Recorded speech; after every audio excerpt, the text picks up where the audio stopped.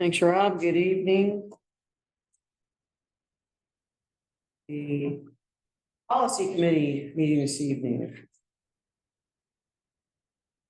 Do I have to do a roll call for this? Shall I do a roll call? I would advise it. Angela, roll call, please. Roll call, Bryant, Here. Groneman, Here. Mulvaney, Henry. Here, You have a quorum. thank you. Do I have a motion to approve the agenda? This is Jeff, move to approve.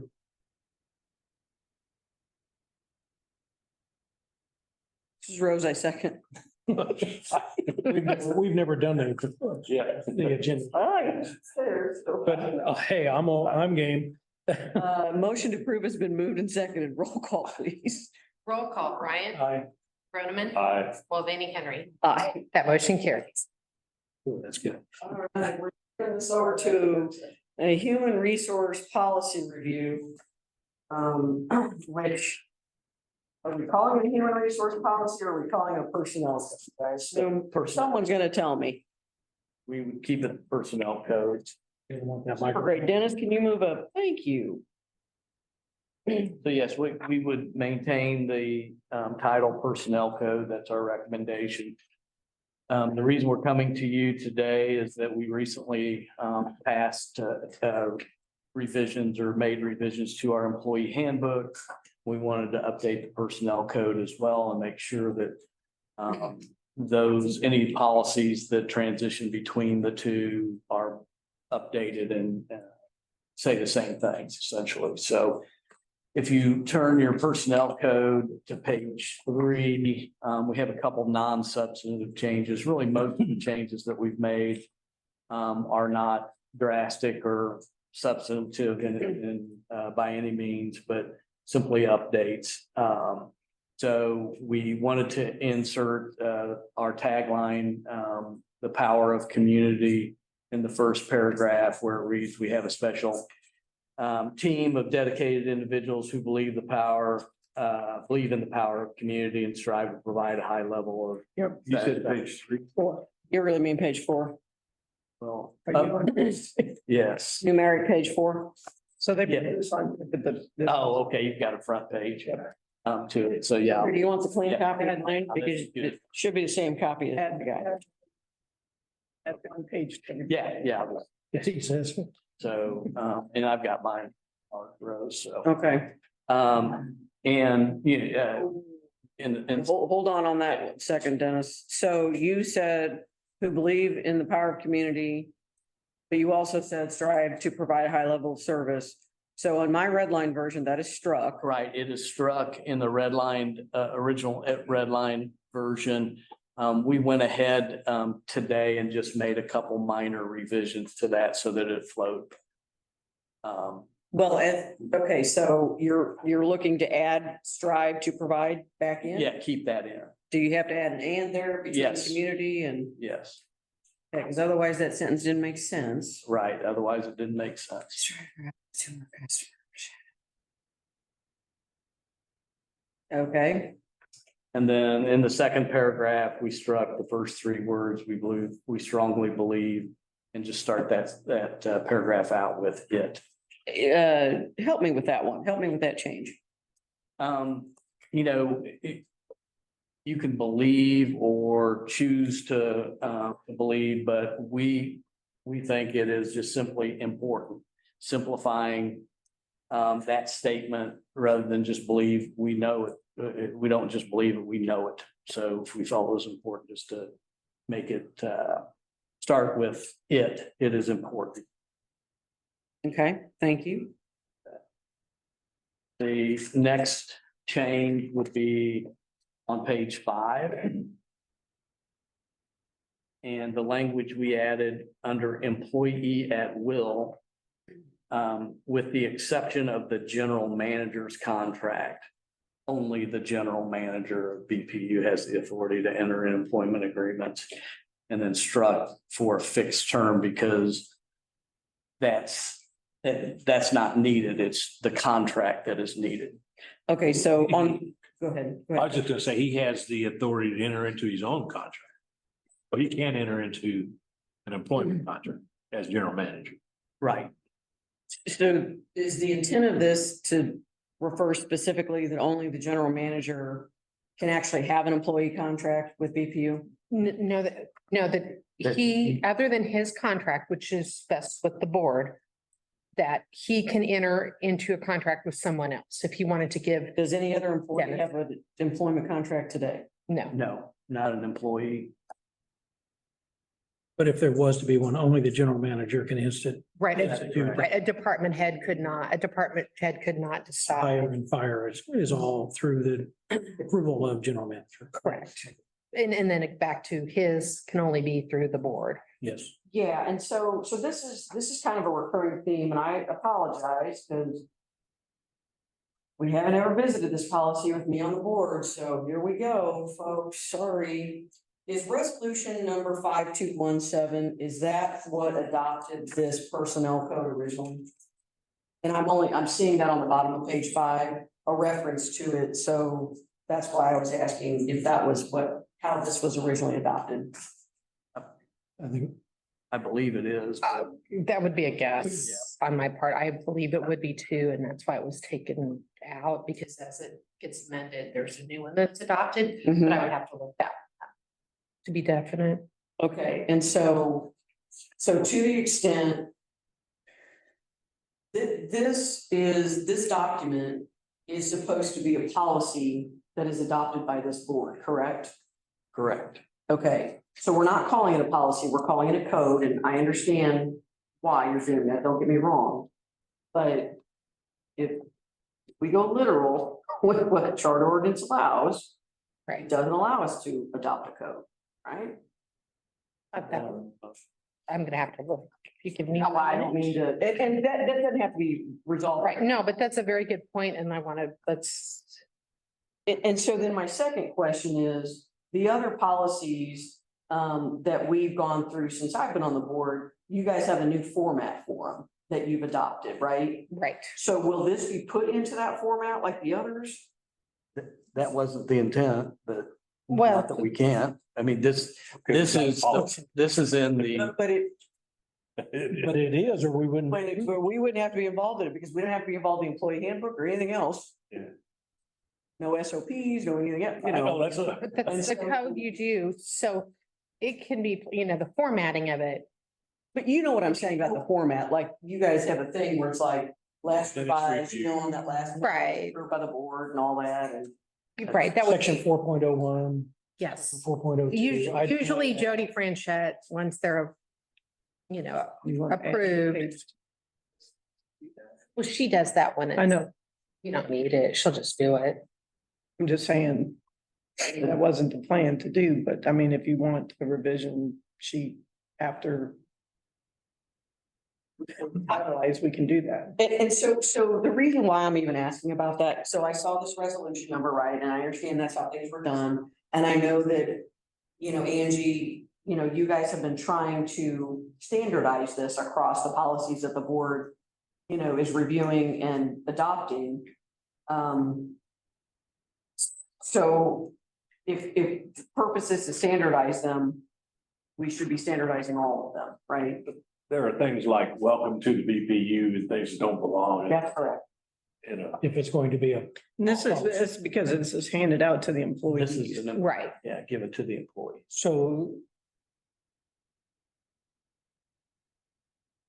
What I feel like if it's gonna be a policy, I agree that it should be codified like the others are, and maybe that welcome to the BPU is a separate sheet. It's just handed out with the policy. We can certainly do that, whatever you all choose to do, that is fine. This is the traditional document and we are just updating the document itself. But if that's something that the board wants to do, we can absolutely do that in the format that you want.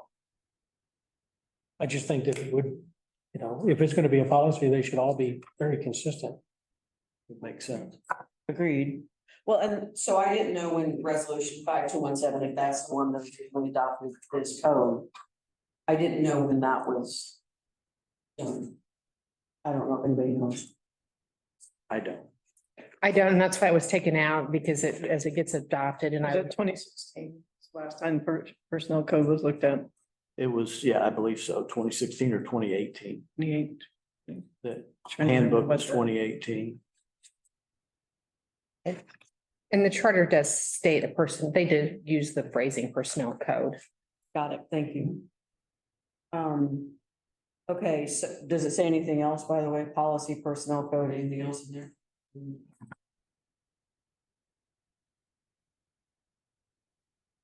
And then it says.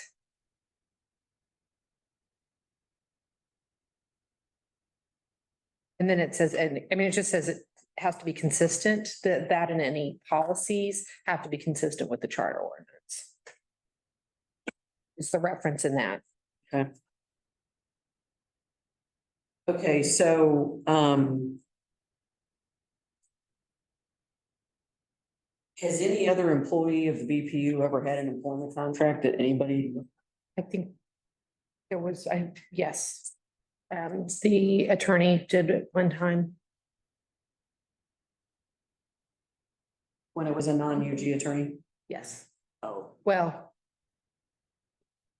Yes, at some point, yes. When he went to work for the BPU, yes, He had multiple roles. yes, but I do know that he had a contract. And I don't know if there were others, but I do know that. I'm sorry, I haven't had my microphone on. I do know that there was one in that instance. About what time frame was that? 2006 to 8. It's been quite some time.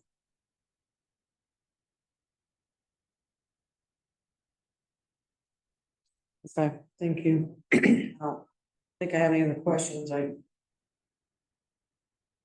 want to think about that section a little bit more, but I don't think I have any other questions. Jeff or Tom, do you? On what on section? Oh, yeah, well, just that section, yeah, okay, sorry. Okay. We look at the bottom of page 5 into the discipline program. The purpose of maintaining discipline is to improve employee performance. And You should put eliminate there. Yeah, that's. And eliminate. well, actually, what we were saying was correct. Well, something. Correct. But just have and inappropriate Because labor. there's, doesn't without having flow. another qualifier in there, it sounds like we're promoting, you know, Denoting inappropriate behavior. Yeah, right. Yeah, so we, that correction should be correct inappropriate behavior. Okay. And then, On typos and stuff like that, how do you guys want us to deal with those? Because I don't want to stop this process. Yeah. Because there's one on the paragraph above, but you want me to just send them to you? Or just make, Yes. if you want to just tell us and make a note as we go. On employee relations. Third line down, please discuss with. Delete the comma after with. Yeah.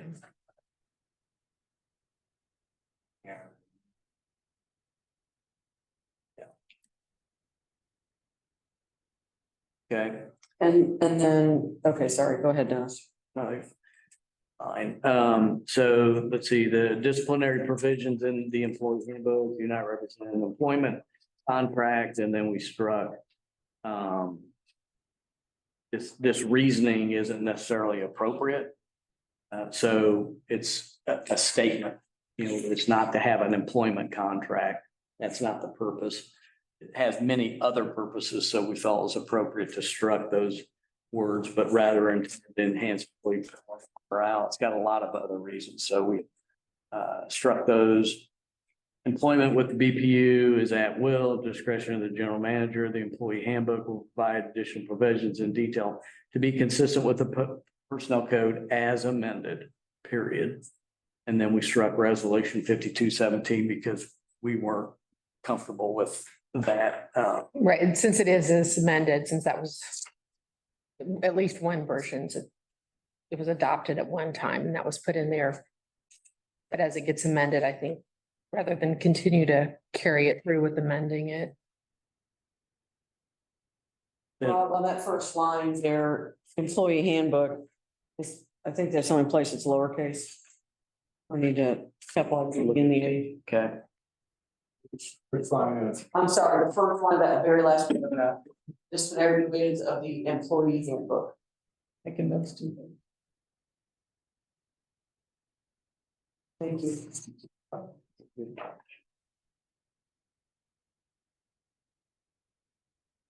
Okay, if we flip to the next page, page 6. The one with supervisor shall be responsible. Yes, The second line, failure by a supervisor to enforce this policy, other utility safety requirements may be subject to, no, may result in.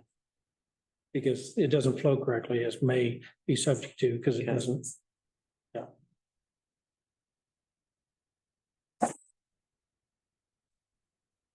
may result in disciplinary action. To an include. Discharge. And maybe this is defined somewhere else. At the very beginning, how do we define management? I mean, are we defining management as a supervisor and above? Yes. Anybody who is not an individual contributor, so somebody that supervises actually. Is that defined in the employee handbook? In the employee handbook, we do not have a definition of management.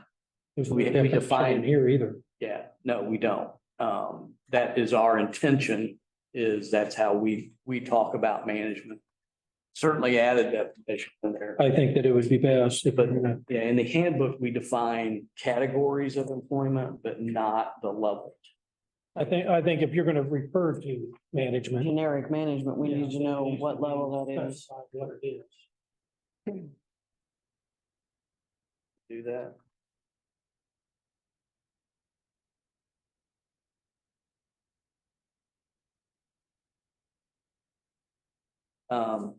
So, go ahead. No, go ahead. The last sentence is the only recommended change, and that is any supervisor has the authority to suspend employees pending an investigation in cases involving serious offenses, but should attempt to seek guidance And who do you seek From guidance whom? from? And from that was HR. not gonna be my. Yes, from that. So from the Human Resources Yeah. Division, Yes, So if I'm in a supervisor in the water department, I see somebody, a lineman or somebody out doing something that shouldn't be doing, I can discipline them. you can recommend discipline. So that's all that they can do. But in a serious offense where you're looking at a potential suspension before you suspend that employee, you need to contact Human Resources. That's not how that.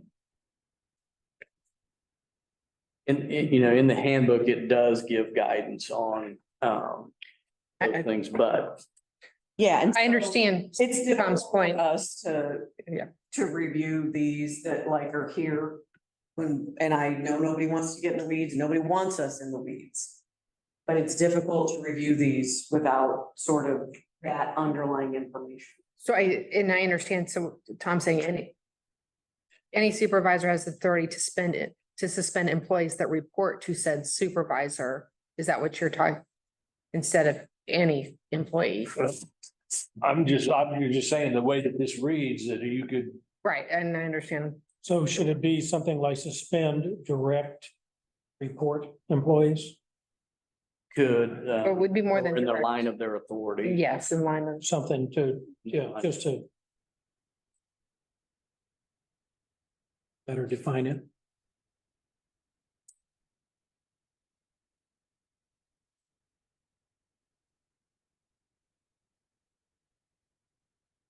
Okay.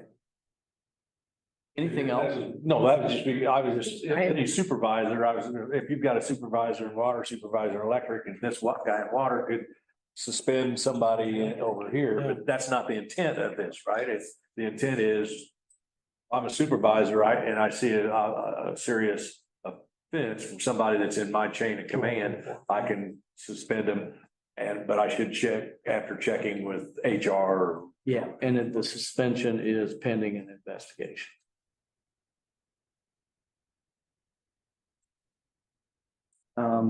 Page 8.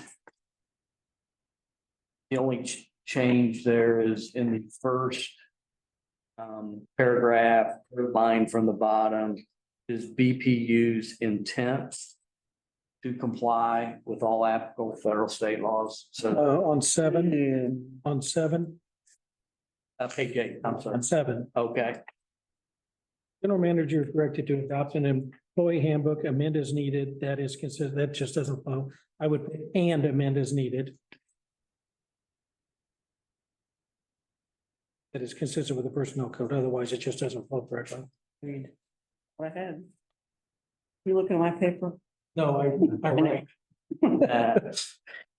Okay, I have an issue with this one. Number one, we're not staying consistent throughout this because we say it's BPU's intent here in this paragraph. Next paragraph, it is the policy of, next paragraph, it is the intent of. yeah. Look, if, we shall be complying with all Mhm. federal, I mean, It's the that is easiest what we way. are required to do because we say at the end and strive to keep, right? So that would be my BPU, suggestion. yeah. So it is BPU's, just leave it as it was, BPU's policy to comply. I actually would say BPU shall comply with. Yeah. I mean, it is our obligation to comply with the law.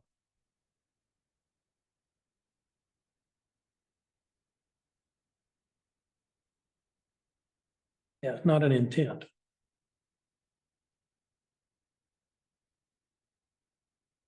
Then the last paragraph, rather than all caps and caps, we're just saying, and such activity should be reported to human resources.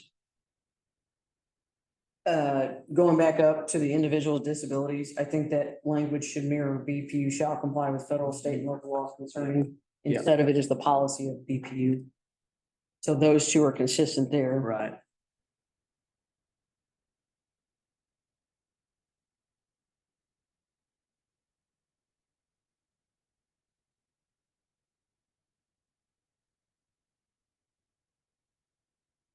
And then any comment on the last sentence at the bottom of page 8?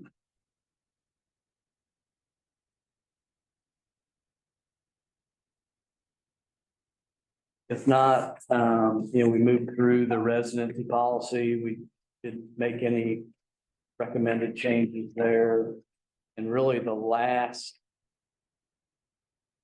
recommended change would be just simply updating the holidays, the holiday schedule, adding Juneteenth and removing President's Day.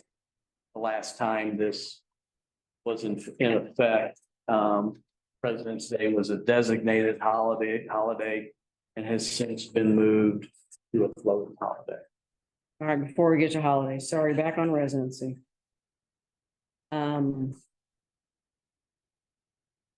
The third paragraph on page 10, talking about the certificate of residency. And the next paragraph, so the first paragraph on page 11, there's a lot of redundancy between those two paragraphs. Yes, we got to file. Right, so I think those two have to be reviewed in connection with each other and just ironed out for the redundancy between them. Question. Do our employees have to live within the boundaries of the unified government? Or can they live within the boundaries of Wyandotte County, including Bonner Springs and Edwardsville? Wyandotte County. Yes, When I can't. it says Wyandotte County, But it unified doesn't. government of Wyandotte County. The unified government. Of Wyandotte County, that includes Bonner Springs and No, the unified government of Wyandotte County is. Bonner Springs is all of Wyandotte County. Because Yes. it is. Yeah, yeah. That's why it's When we- slash Kansas City, Kansas. Kansas City, Kansas is non-inclusive of. Okay, I get my tags. I live in Bonner. Mhm. Yeah, there's quite a few Wyandotte people like County. that. Do the employees, when they sign on, as new employees, do they sign some statement that they Certificate of understand? residency. That they understand the residency requirement, that they accept the residency requirement, Yes, and that they can't 2 months later start complaining that they don't want to live in Wyandotte County. Yeah, they can complain, but they. They have signed something, a statement that says they understand the residency requirement that they need to live here Yes, and they accept it. they do. So we can work on that. Does language, Rose. does this section 4, does it mirror the board's policy? As- Yes, that is Is it my verbatim? understanding, yes, and that's why we didn't touch it. You know, there was redundancy, we didn't wanna, Yeah, I do agree with Rose, though, the redundancy, you have that problem that if you make an adjustment later to one paragraph and you have redundancy in another one, it's easy to miss one and the other, and then all of a sudden you have conflict. yeah, we're happy to go in and do that. We just didn't feel like it was our position to with regard to the residency requirement to make any recommended changes, but we now. No, it's just removing the redundancy, as long as the spirit of it is still there. I think that on 5, collective bargaining, you have that same thing here where the physical bargaining talks about the company hereby, and then clerical is the Kansas City Board of Public Utilities. It's like, can we, on 5, these two paragraphs, the beginning paragraphs, I mean, it makes it sound like it's two different companies. So if we could pick one and stick with it. Yeah.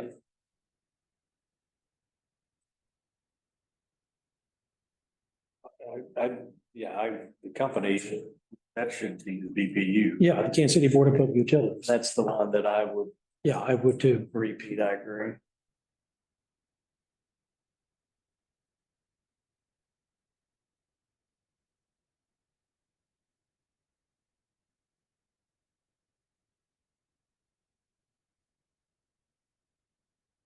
In the employee categories, what's the down, what is it trying to say? Or the end of that first sentence under employee categories, work at least a 40, and then you got parents for 30-day hour work week on an annual basis. That I've got lost. So. Well, we can just simplify it and it is, and use the work week. This was what was defined in the previous personnel code. 400, what's the 430 hour? Is that just a typo? I think it is. Yeah, because you work 2080 in a year. Yeah, it's 2,080 hours. So it was 30, Yeah. change it to 40, Now, 40, change it to 30, which way to go? that's what. Yeah. It should be So 30 the hours. four should come out of there. And it looks like the typo, there was a typo and we meant to change it to 30 and left the 4 in it. And what I've noticed is there is some light print in here that some of that red line is not showing up. So in this case, it should be, so regular full-time and to be compliant with the Affordable Care Act is 30 hours a week is considered. So we've changed the handbook to read that way. This should be a 30-hour work. But we're budgeting for a 40. No, most positions are budgeted for a 40-hour work week, but by definition, they have to be at least a 30-hour work week to be considered full-time. I know, but I'm reading that line. Yes. 30-hour work week on an annual basis or position is budgeted for a 40-hour work week Yes, for an indefinite period of time. yeah, they are budgeted that way. Yeah. Do I need to change the second 40 or? No, the 30-hour work week on it or position is budgeted. But it's budgeted for 40 hours. So how's it gonna restart? It's gonna be like that. We're gonna take that 4 off of it.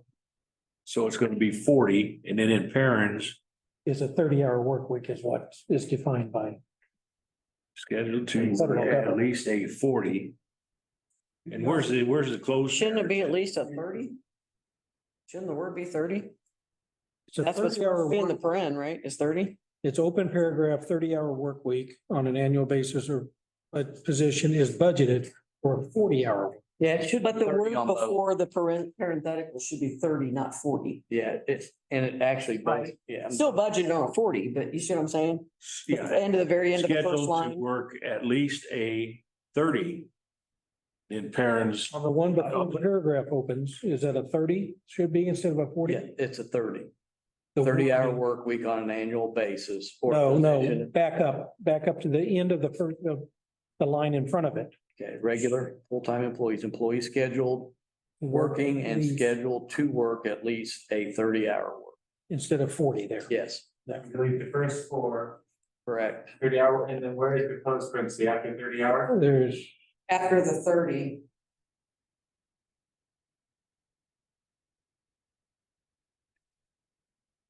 However, if we've got annual basis or position budgeted for, it should be 30 or should be 30.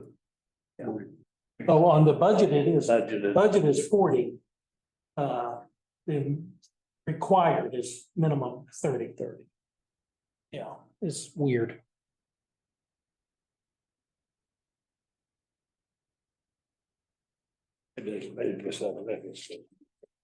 Well, because everything is a 40-hour work week, but by the federal government standards, if you work at least 30 hours a week, you're considered a full-time employee.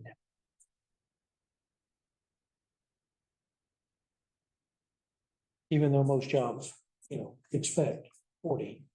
What's the for an indefinite period of time? What's that relate to? So that is, the intent is that this position is designed to work at least 30 hours a work week. So that period is indefinite, so it should go a long period of time. That's how it is. As long as that job classification lasts. Right, as long as it's, as we go through the budget, that it should be budgeted for a full-time role. So if somebody is budgeted in that role as a full-time role and they don't work 30 hours a week on average, typically it's a 6-month look back, then they may not be qualified for benefits.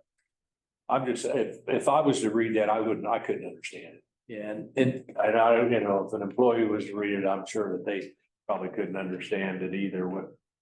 If there's some way that it can be written to where it's more, to clarify it, Clarify. simplify it, yeah, we can do that. Yeah, because when you look at the first one, employees scheduled working, it should be employees working 30. and scheduled. So you're talking about non-seasonal, Correct. Yeah. Yeah, we don't have any really seasonal. but is that who you're trying to Right. rule out? Yeah, we're trying to rule out, seasonal or part-time, people that aren't budgeted to work on a regular basis. So then would it change to regular full-time employees, drop the scheduled, employees working and or scheduled to work at least 30-hour work week on an annual basis? 30 hour, then the parents is gonna be around it's gonna say 30 instead of 40. Yes, And then parents around 30, yeah, 30-hour. no, 30, No. Why would you go around? and then because the 30-hour work week. Oh, you're just defining, okay, you're just defining the numerical version, the numerical. we can version. just take the word 30 out because down here on the 40-hour work week, we don't put the 40, before, you know what I mean? Just take the word 30 out, Rob, please. And take the parentheticals out around Yeah, 30. just leave it as 30. 30-hour work week. I think that's plus. So maybe the easiest way for this to read is regular full-time employees, is employees working and scheduled to work at least 30-hour work week on an annual basis for an indefinite period of time are eligible for benefits, PPU benefits. Take out for Position to budget, yeah. Because we say Yeah, because that. there's no reason to really have that. Take that after, I'm sorry. After the word or, Budgeted, we're gonna take all this out. work week on an annual basis.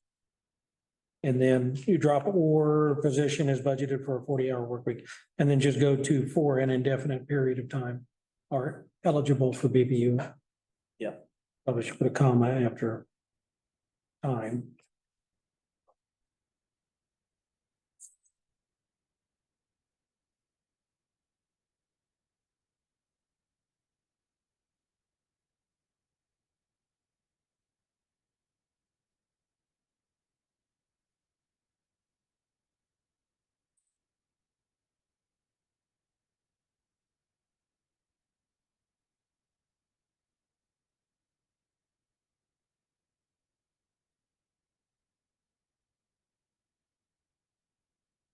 Then exempt employees is pretty self-explanatory and non-exempt.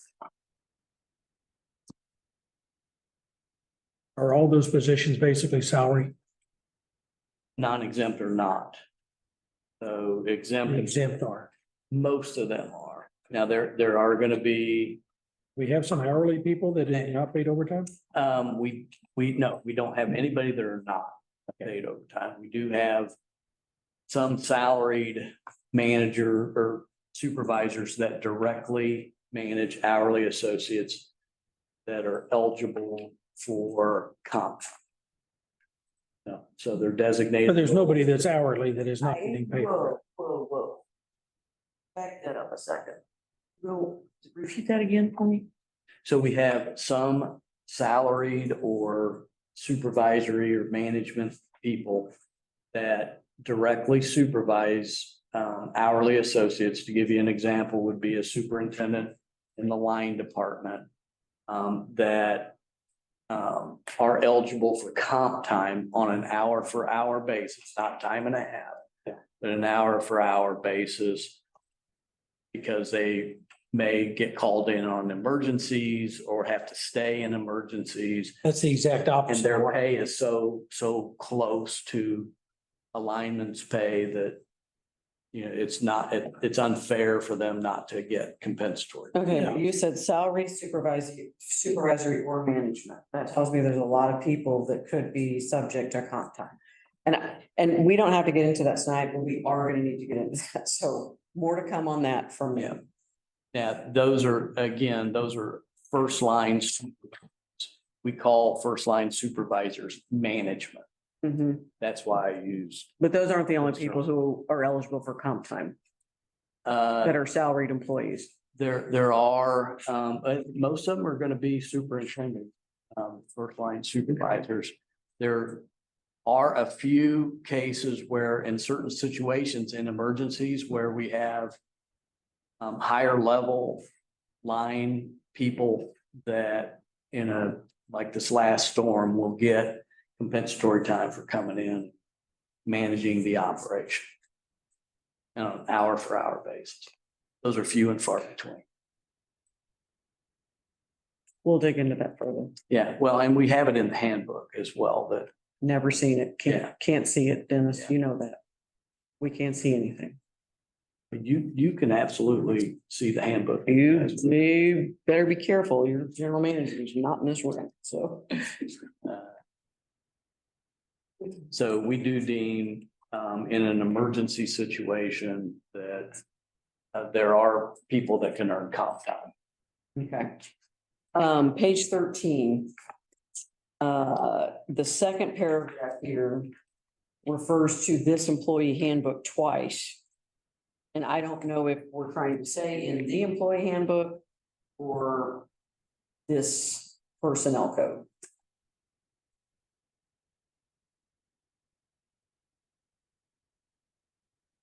Yeah, it shouldn't be this employee handbook. Should be the, But is that what we're trying to refer to? I assume so, because if there's, yeah. Because it's not in this policy. I mean, It is not this this document procedure. probably doesn't include. It should be the employee handbook, and then the whole point of this is that for union employees that they're covered by the handbook as well. First line, too. The handbook may be in Very well. conflict with the collective bargaining agreement. Where they are in conflict, the CBA.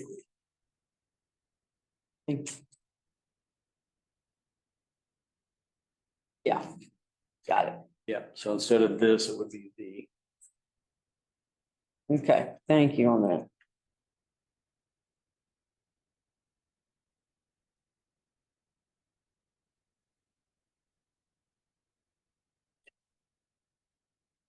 So on the holidays, just real quick. So. So does the GM actually set the date of holidays or like does HR do that? No, the GM actually signs those dates. So we'll make recommendations. It's a tradition that we follow. That if a holiday falls on a Saturday, then it's traditionally recognized on Sure. Friday, if it falls on Sunday. recognized all. I mean, in most companies, HR does that, so I just didn't know. Yeah, we revise it, get it to Bill and he approves. Okay. The board has picked those as the holiday. Oh, I don't care. I'm just saying the date. Yeah. Yeah, That seems like an HR function. Seems like you guys could do that without the GM, but maybe I'm just crazy. No comment, no. The weeds are just amazing. Yeah. So I'm not even gonna talk about section 7. Cause there's a lot there. And I do have some recommendations for that, but we're never, ever gonna get to even, we're not even gonna be able to start a brand new purchasing policy if we don't quit yours, Dennis. Sorry. No, that's fine.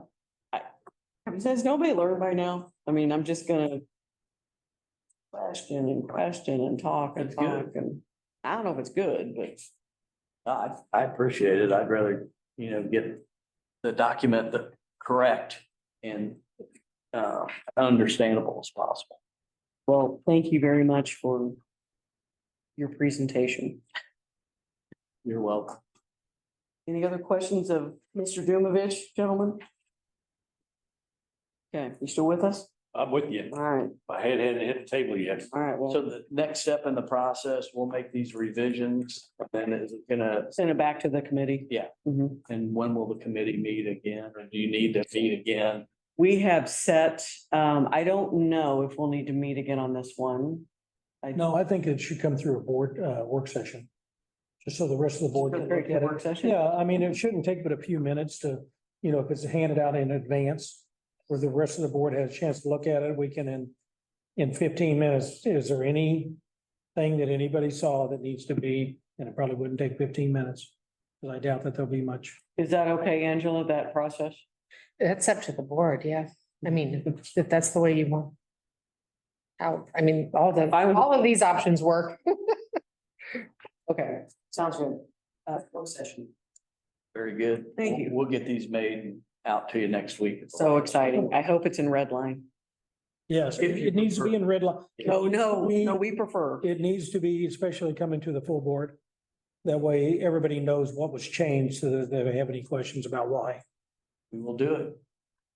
And I presume, Angela, that, whoever's gonna clean this up and if we're gonna put it in the standardized format, I mean, there's obviously, font changes and things. I mean, it's not normalized yet. Right. So, okay. Cool. Thank you. All right, thank you all. Thanks, Dennis. That's Becky, we've given you like 10 minutes for a brand new policy. A whole bunch of time, Dennis. He really does. I know. And I'd hold him on that. This is the Becky, I'm important, not giving you. This is important. this is the important stuff, so, not that this is.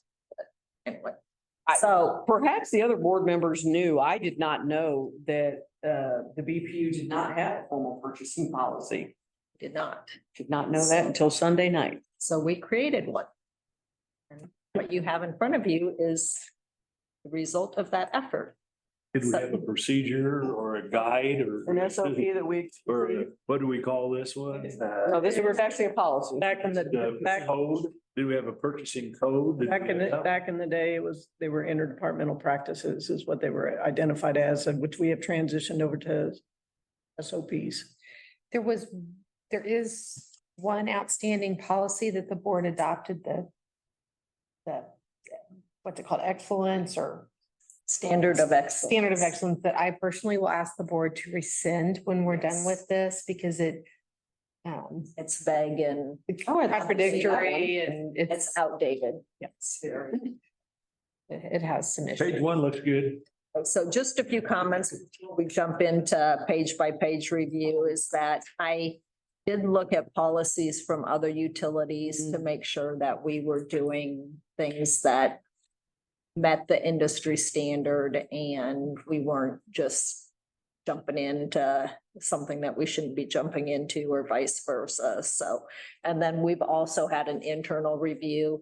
We've had quite a few people internally look at the policy to make sure that it, matches up with what we do in our SOPs and that kind of thing. So First paragraph is really just the purpose of what my department is all about. It's really about buying the right things at the right time, at the right price from the right suppliers. So, and then making sure that we have the policies, not the policy, the procedure in place to ensure that we have sufficient competition and that we're treating our suppliers in a fair and equitable manner. And of course, that we're in full compliance with all local, state, federal standards, and we allow the guidelines to drive a practice of how we do business and making sure that our employees know how to procure goods and services that they need to keep things moving forward. So any comments on the first section? Just in the interest of time, I have red lines that I will send along to Angela. Okay. And she can disperse them to the rest of the committee. Because I don't want to violate anything and doing really, because some of this is really just aesthetic. Okay, sure. No worries. Second one is the scope. Do we have a purchasing standard operating procedures? So that's a good question. We do. They're called, like Lori mentioned, they're called interdepartmental practices, ADPs. There's about, We're getting rid of those and your. yes.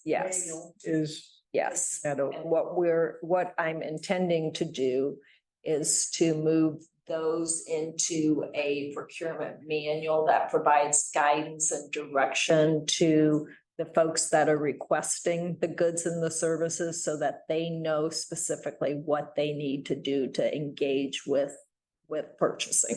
So should we change the wording on this to remove the purchasing standard operating procedures? Change it to the manual? Well, hold on a second. We had a whole risk management policy that this board adopted that had the purchase or had a standing operating procedures in flight, but weren't completed then. So this isn't any different, probably. I know, I'm just saying if they're gonna have something new to refer to. Oh, is it gonna be called a manuals or are they gonna be called SOPs? Well, part of it is a procurement manual for the requesters. And then the second part to that is there will be I guess- another. Are we gonna have a document called purchasing standard operating procedures? Is that embedded in with the, You can put it, embedded in with the purchasing manual that you're doing? yeah, I would say that we would have a standard operating procedure. Refer to this and refer to that is basically what. Yeah, I just don't want this to become obsolete Yeah. as soon as it's approved. Yeah. No, I would say that we would have a standard operating procedure. Okay. And it's documented that document. Okay, so if I'm a vendor that wants to come and do business with the BP, Mhm. I'm gonna get whatever that new manual is. I'm That's not gonna get the internal. manual. Nope, Manual's internal. yeah, manual. Okay, so if I'm a vendor and I want to do business with the BPU, Yep. what am I gonna get? So I can see this, obviously this will be out, you're gonna, this will be out there. The This policy. is our policy. right, I mean, it has nothing to it, but it'll be out. there. yep, I assure you. yep. So we don't know what we have to.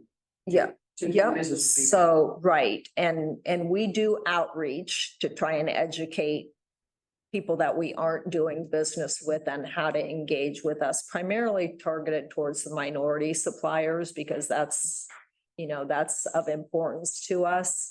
But we also have the website that has a section on suppliers and the links that they click to be able to register in our system and get the notifications. For Demand Star?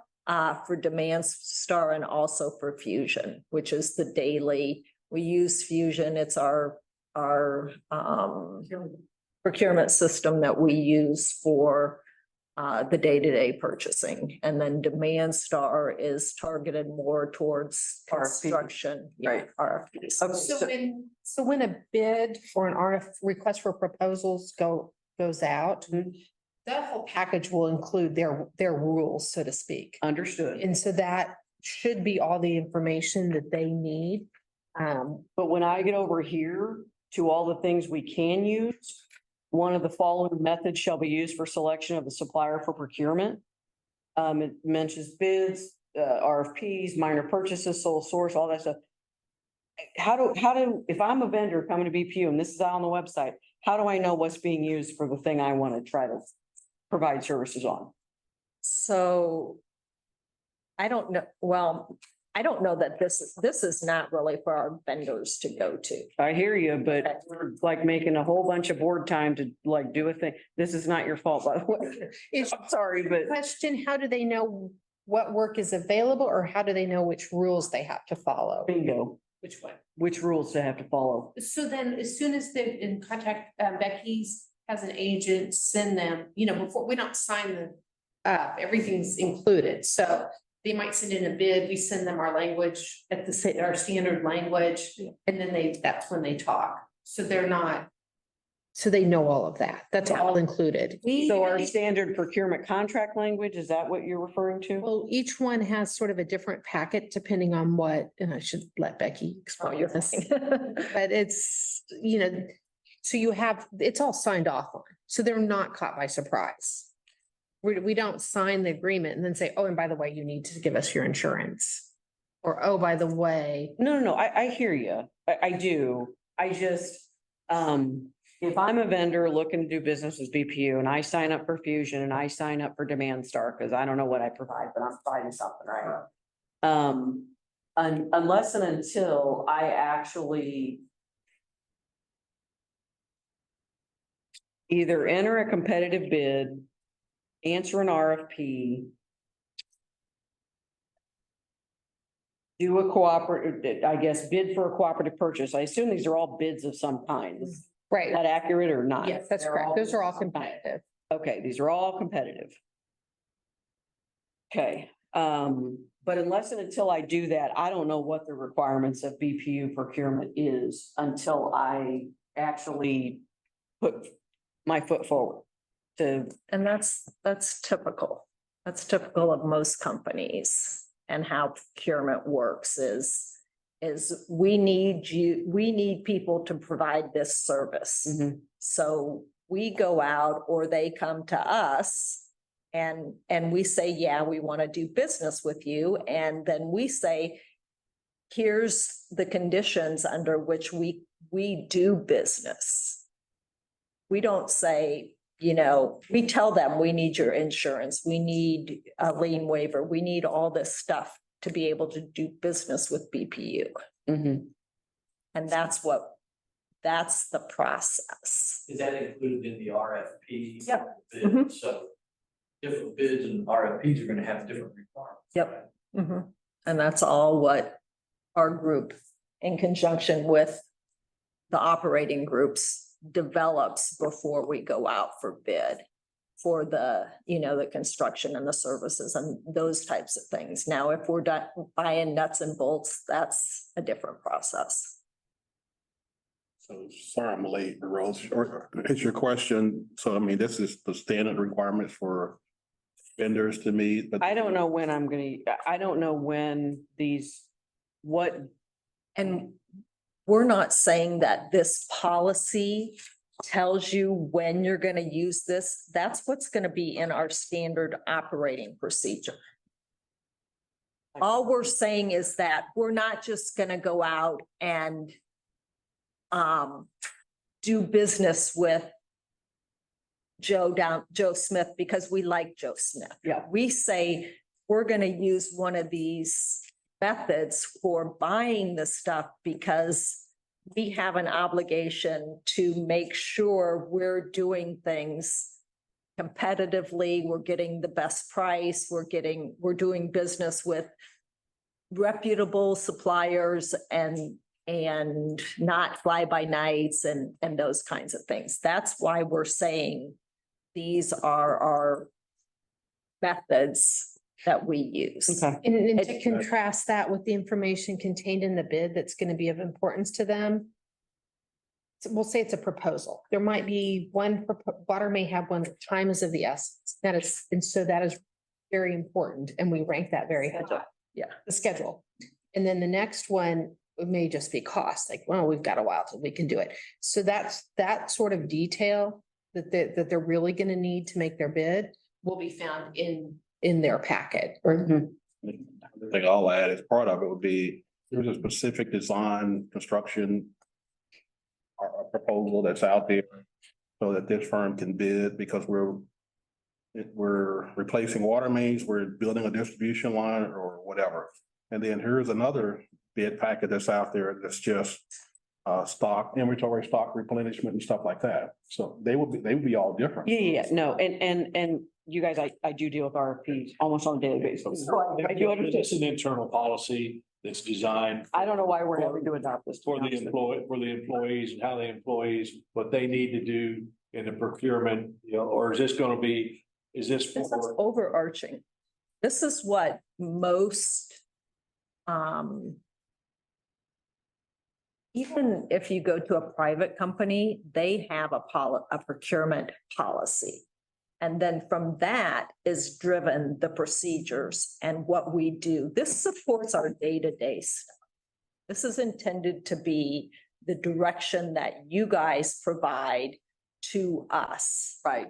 This is a draft, so I'm gonna say the same thing to you that I said to Dennis, and you were in the room, so you heard me say it. Without like having, you know, the meat of it.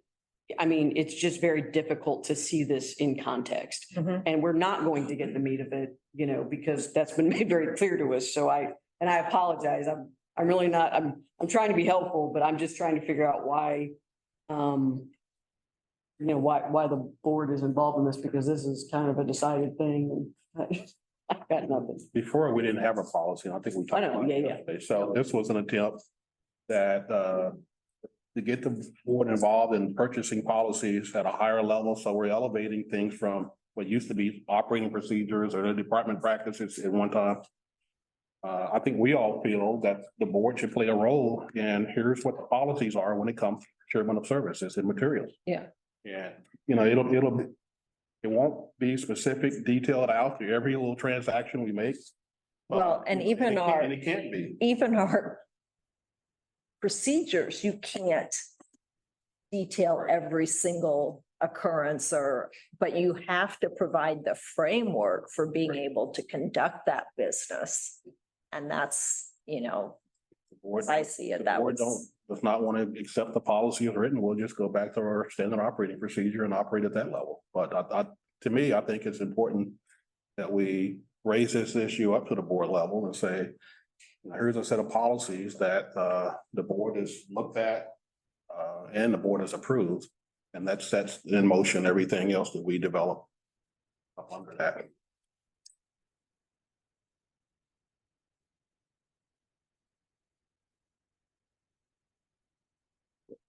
We're gonna have to pick this Yeah. one up again just based on time. So sorry that Dennis took all your time back. That really wasn't fair to you. Blame it on Dennis. But we know you will. Do I have a motion to adjourn? Yeah. So moved. Second. Been moved and seconded. Roll call, please. roll call, Bryant, Aye. Groneman, Aye. Mulvaney, Henry. Aye. That motion carries. The work session is adjourned. Thank you.